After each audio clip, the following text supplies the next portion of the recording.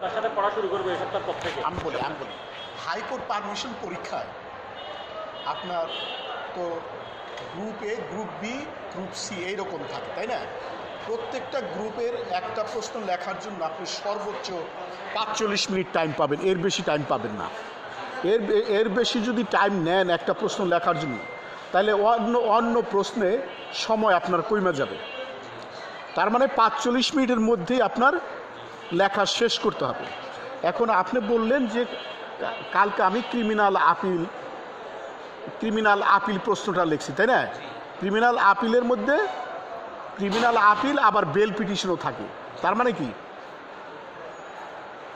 বেশিরভাগ বছরই ক্রিমিনাল আপিলের মধ্যে বেল পিটিশন দিতে বলবে। তার মানে কি প্রশ্ন কিন্তু দুইটা হইল, একটা প্রশ্নের মধ্যেই আপনার, খেয়াল করেন কথাটা, একটা প্রশ্নের মধ্যেই দুইটা প্রশ্ন। কিন্তু কালকে আপনি বেল পিটিশন লিখতে কত সময় নিয়েছেন? খালি বেল পিটিশন লিখতে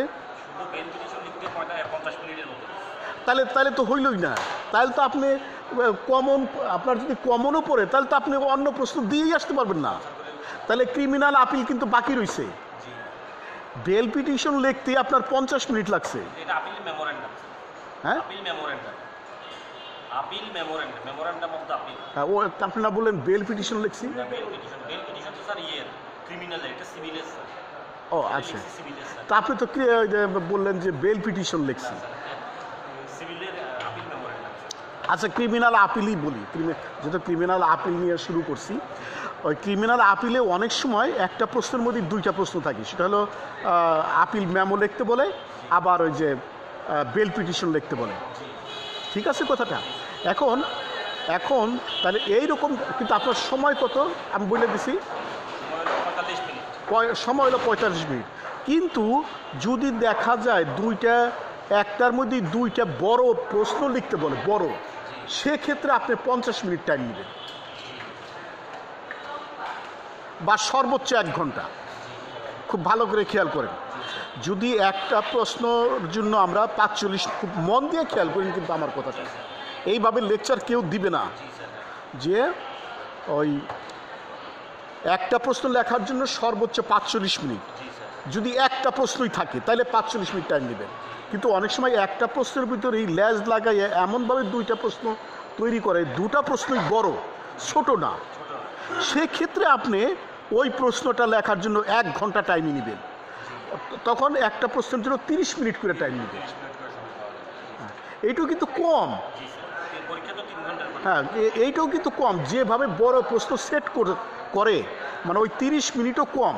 আপনাকে মানে রকেটের গতিতে লিখতে হবে। 30 মিনিট যে টাইম বাইঙ্গে দিলাম দুইটার জন্য, বেল পিটিশন এবং আপিল মেমোর জন্য, এইটাও আপনি লেখা সারা পারবেন না, মানে রকেটের গতিতে আপনার লিখতে হবে এবং বাসায় অনেকবার প্র্যাকটিস করতে হবে, বহুবার, যাতে আপনি 30 মিনিটের মধ্যে লিখতে পারেন,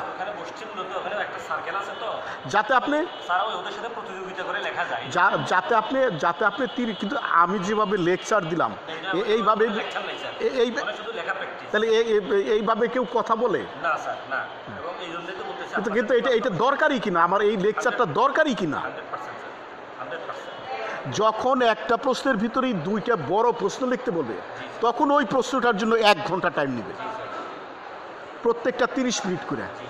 এবং এই 30 মিনিট করে যে নিলেন, এটাও কিন্তু কম সময়। আপনাকে বাসায় প্র্যাকটিস করে 30 মিনিটের মধ্যে লেখা শেষ করতে হবে। ক্লিয়ার হচ্ছে কথাটা? আর যদি এইভাবে আপনি প্ল্যান করে না লেখেন, প্রশ্ন কমন পড়ার সত্ত্বেও আপনি লেখা সারতে পারবেন না। বসেন, ওই যে ওই 4 তলায় বসেন, দক্ষিণ দিকে বসবো আমরা। হ্যাঁ, আচ্ছা, অসুবিধা নাই, কোনো অসুবিধা নাই। ঠিক আছে। এইভাবে লেকচার কেউ দিয়েছে সেটা বলেন তো দেখি। আর খুব প্র্যাকটিক্যাল কিনা, মানে এই যে কথাগুলি বললাম প্র্যাকটিক্যাল কিনা, আপনি পরীক্ষার হলে যে আমার এই কথাগুলি বুঝতে পারবেন যে আমার লেকচারটা কত গুরুত্বপূর্ণ ছিল।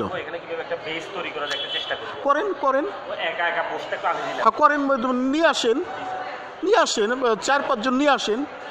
ঠিক আছে, ভালো থাকেন।